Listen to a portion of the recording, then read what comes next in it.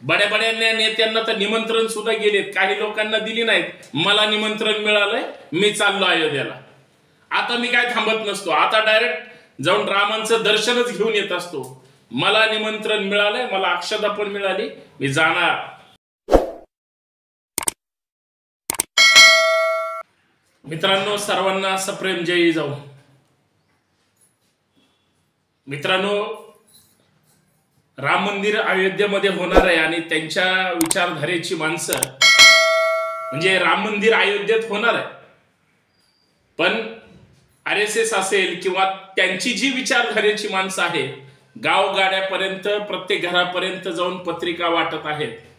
मला आज पत्रिका मिळाली आणि ती पत्रिका अक्षदे सहित मिळाली।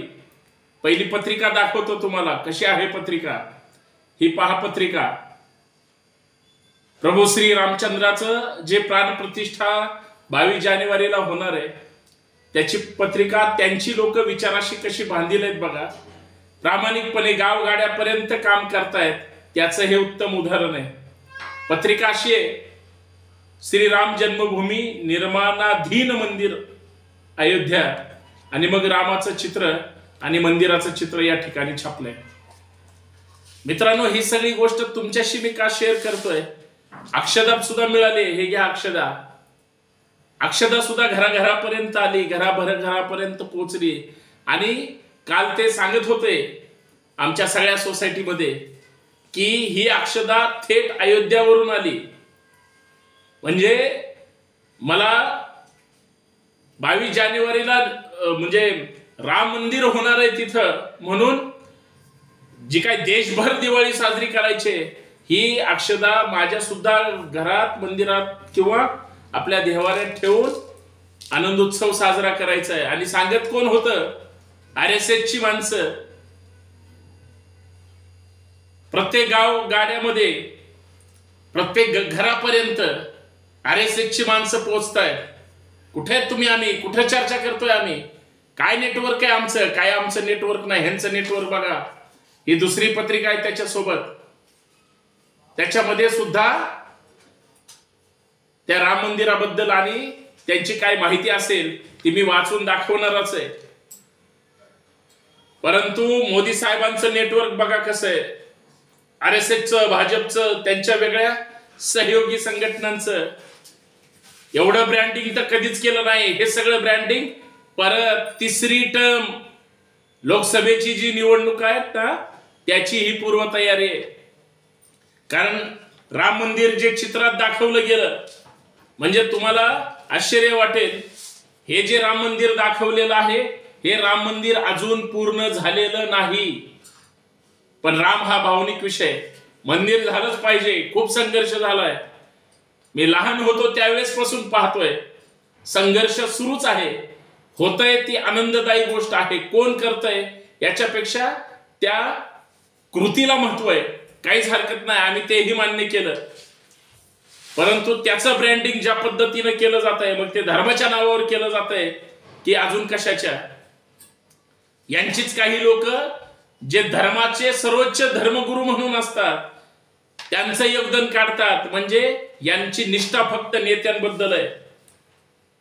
आज RSS गावगाड्यापर्यंत ह्या सगळ्या पत्रकांचं वाटप करतंय, त्याच्यावर असं लिहिलंय की विश्वभरातील राम भक्तांना निवेदन, माता भगिनी आणि बंधूंनो, येणाऱ्या 22 जानेवारी 2024 रोजी सोमवार पौष शुद्ध द्वादशी 1945 या शुभ दिवशी श्री राम जन्मभूमीवर बांधण्यात येत असलेल्या नवीन मंदिराच्या तळमजल्यावरील गर्भगृहात प्रभू रामाच्या बाल स्वरूपातील नवीन मूर्ती विराजमान होऊन तिची प्राणप्रतिष्ठा करण्यात येणार आहे। म्हणजे माझ्यासारख्या सामान्य माणसाच्या, कार्यकर्त्याच्या घरापर्यंत पोहोचलं, बाकी नेते वगैरे तर सोडून द्या। बड्या बड्या नेत्यांना तर निमंत्रण सुद्धा गेलेत, काही लोकांना दिली नाहीत। मला निमंत्रण मिळालंय, मी चाललो अयोध्येला। आता मी काय थांबत नसतो, आता डायरेक्ट जाऊन रामांचं दर्शनच घेऊन येत असतो। मला निमंत्रण मिळालंय, मला अक्षता पण मिळाली, मी जाणार। असंच लोकांना वाटत असेल। लोक याच भावनेतून म्हणजे एकदम पेटून उठत असतील. त्या निमित्ताने अयोध्येत अभूतपूर्व आनंदाचं वातावरण आहे. तुम्हीही प्राणप्रतिष्ठेच्या दिवशी घोषित वेळेपूर्वी तुमच्या गावातील, लक्षात घ्या काय लिहिलंय त्यांनी, निमंत्रणच एकदम परफेक्ट दिलंय. तुमच्या गावातील, परिसरातील, कॉलनीतील मंदिरात शेजारच्या राम भक्तांना एकत्र बोलवा, भजन कीर्तन करा, दूरदर्शन किंवा पडदा लावून त्याच्यावर LED स्क्रीन सुद्धा लावा आणि अयोध्येतील प्राण प्रतिष्ठेचा समारंभ सगळ्यांना दाखवा. हे कोण म्हणतायत? ही लोक म्हणतायत. ते पुढे जाऊन अजून असं म्हणतायत की कार्यक्रमाचे स्वरूप मंदिर केंद्रित असावे, बाहेर नसावे, इतरांना अजिबात नाही दाखवायचं. आपल्या मंदिरात आले असलेल्या देवी देवतांचे भजन कीर्तन, आरती, पूजा इत्यादी करावे. त्याने सर्व देवी देवतांना प्रसन्न होतील. संपूर्ण भारताचे वातावरण सात्विक आणि राममय होईल. प्राण प्रतिष्ठेचा समारंभ थेट दूरदर्शनद्वारे म्हणजे प्रकाशित किंवा प्रक्षेपित केला जाईल आणि अनेक चॅनलद्वारे तो प्रसारित सुद्धा होणार आहे. प्राण प्रतिष्ठेच्या दिवशी सूर्यास्तानंतर, लक्षात घ्या मित्रांनो, प्राण प्रतिष्ठेच्या दिवशी मला निमंत्रण आलंय आणि मी ते तुम्हाला वाचून दाखवतोय. प्राण प्रतिष्ठेच्या दिवशी सूर्यास्तानंतर संध्याकाळी देवांना प्रसन्न करण्यासाठी आपल्या घरासमोर दिव्यांच्या माळा लावून सजावट करावी. जगभरातील कोट्यावधी घरांमध्ये दीपोत्सव साजरा करावा. आपणास विनंती आहे, प्राण प्रतिष्ठेनंतर प्रभू श्री रामलल्लाच्या दर्शनासाठी आपल्या सोयीच्या वेळी सकुटुंब अयोध्येला यावे. अयोध्यातून थेट निमंत्रण आलंय. निवेदक श्री राम जन्मभूमी तीर्थक्षेत्र. रामलल्ला आएंगे, पॉलिथीन नहीं लाएंगे, स्वच्छ अयोध्या धाम बनाएंगे. आणि मग तिथला संपूर्ण मंदिराचं विवरण हे दुसऱ्या बाजूला मित्रांनो या ठिकाणी दिलेलं आहे. अशा पद्धतीनं त्यांचं प्लॅनिंग बघा. मला चर्चा निमंत्रणाच्या सोबत ही जी अक्षता घराघरापर्यंत आणून दिली ना, त्याच्याबरोबर प्रत्येक घराघरापर्यंत ही लोक पोहोचलीत. तुम्ही कुठल्या विचारधारेचे आहात, कुठल्या पक्षाचे आहात, संघटनेचे आहात, तुम्ही कुठल्या जातीचे, धर्माचे अजिबात काही विचारलं जात नाही. थेट निमंत्रण दिलं जातं आणि खास करून चौकशी करून जातात. ते काय संघाची लोक फार शिस्तीतली लोक आहेत. ती एकदम घरापर्यंत जाऊन तुम्हाला अक्षदाच देतात. आमची लोक मात्र ते शबनम गळ्यात घालून, टोप्या घालून त्यांच्या मागे चालतात. आणि मग जो काही मंदिराच्या विवरणाचा कार्यक्रम आहे तो सुद्धा तुम्हाला सांगितला पाहिजे. तर कार्यक्रम असा आहे, मंदिर पारंपरिक नागर शैलीत बांधले आहे. मंदिराची लांबी पूर्व पश्चिम 380 फूट आणि रुंदी 250 फूट आणि उंची 161 फूट आहे. 3 मजली मंदिर, प्रत्येक मजल्याची उंची 20 फूट, एकूण 392 खांब व 44 दरवाजे आहेत. तळमजला गर्भगृह, भगवान श्रीरामाची अर्थात रामलल्लाची बाल स्वरूपातील मूर्ती. पहिल्या मजल्यावर गर्भगृह, श्रीराम दरबार, एकूण 5 मंडप, एक नृत्य मंडप, दुसरा रंग मंडप, तिसरा गूढ मंडप, चौथा प्रार्थना मंडप आणि 5वा कीर्तन मंडप.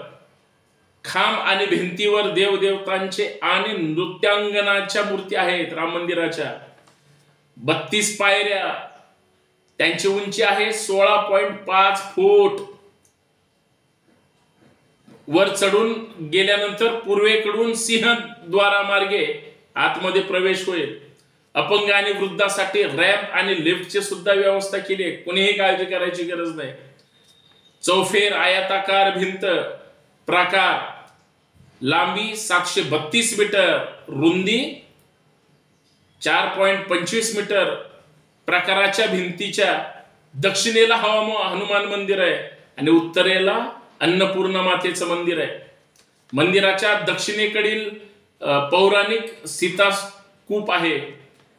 प्रकाराच्या बाहेरील दक्षिणेकडील प्रस्तावित महर्षी वाल्मिकी, महर्षी वशिष्ठ, महर्षी विश्वामित्र, महर्षी अगस्त्य, निषाद राज, माता शबरी आणि देवी अहिल्याचं मंदिर आहे.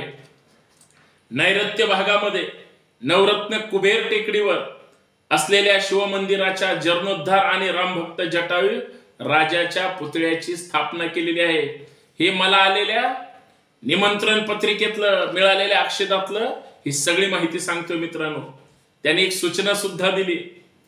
दिनांक 1 ते 5 जानेवारी म्हणजे आजपर्यंतच 2024 हे अभियान अयोध्या येथे श्रीरामलालाच्या दर्शनासाठी अक्षदा देव निमंत्रण देण्याचे अभियान आहे. या काळात मंदिरासाठी कोणतेही निधी संकलन होणार नाही. ज्यांना निधी मंदिराकरता द्यायचा आहे, हे महत्वाचं आहे, द्यायचा आहे त्यांनी ऑनलाईन निधी पाठवावा. कार्यकर्ते रोख किंवा चेकने स्वीकारणार नाहीत. नोंद घ्यावी. धन्यवाद. याच्यातून प्रश्न कोणाचा सुटणार आहे हे राम राम बोलून तुम्हीच लक्षात घ्या. पण मित्रांनो, ज्या पद्धतीचं प्लॅनिंग पाहिजे असतं एखादा कार्यक्रम पूर्ण करायला, ज्या पद्धतीचं नियोजन पाहिजे असतं देशभरात वातावरण करायला, आणि ज्या पद्धतीचं अजेंडा राबवायचा असतो प्रत्येक माणसाच्या दारापर्यंत, उंबऱ्यापर्यंत आणि खोपडीपर्यंत हा विषय जा, ते फक्त ह्या लोकांकडून शिकावं का? यांचं प्लॅनिंग, मायक्रो प्लॅनिंग ह्यांनी बरोबर लोकांपर्यंत पोहोचण्याचं काम केलंय. पूर्वी मी लहानपणी ऐकायचो, राम मंदिर वही बनाएंगे, राम मंदिर वही बनाएंगे, तारीख नाही बताएंगे. आता तारीख सुद्धा आली 22 जानेवारी. पत्रिका सुद्धा आल्या, अक्षदा सुद्धा आल्या. ह्याच अक्षदा आता प्रभू श्री रामचंद्रांच्या आपल्या आपल्या मंदिरावर पण टाकायचे, मूर्तीवर, किंवा त्या सगळ्या पूजा करायच्या. हे सगळं असलं प्लॅनिंग. काय करू? जाऊ का अयोध्येला? निघायचं का अयोध्येला? का ह्यांचं सगळं जे काही राजकारण चाललंय ते आपण पाहायचं. खरं तर सरसगट सगळ्यांना निमंत्रण दिली गेली पाहिजे होती. पण जर अशा पद्धतीने ठराविक लोकांना निमंत्रण देत असतील तर त्याच्यावर सुद्धा विचार केला पाहिजे. बाकी जे आलं होतं ते मी दाखवण्याचा प्रयत्न केलाय. धन्यवाद. जय जिजाऊ, जय शिवराय. सर्वांना सप्रेम राम राम. धन्यवाद.